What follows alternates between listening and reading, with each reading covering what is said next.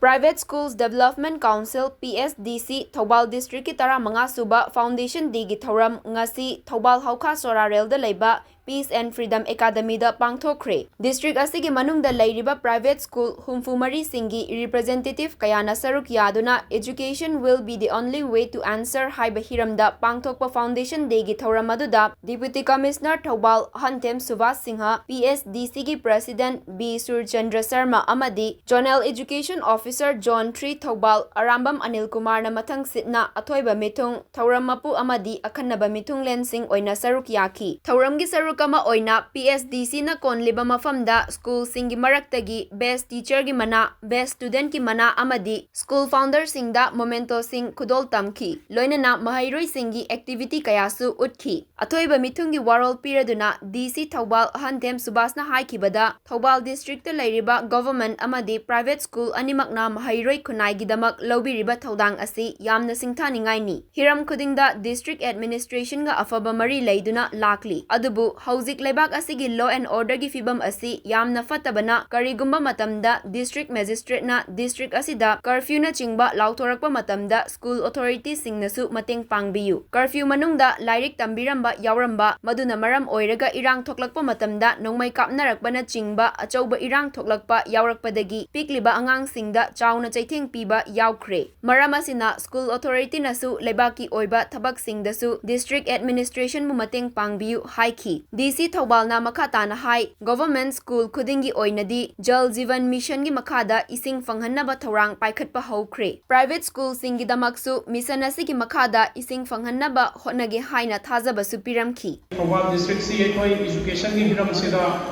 yam sakthok chanigai ni ekoi private ki school sing su aduga government ki school sing su ani maksi yam phajana performance yam phajana chatpa adugumba mina yamna atopa district sing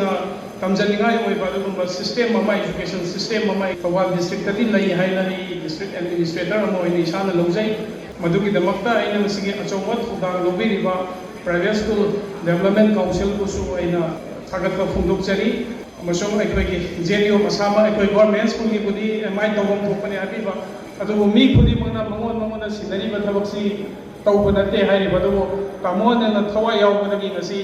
district sida leiriba aikoi government school sida su magi improvement laiba mayam se aikoi na appreciate tawom thui hai basima ei thamjage makha ta su aikoi education sector sida hen aikoi contribution piba ngambo ebiu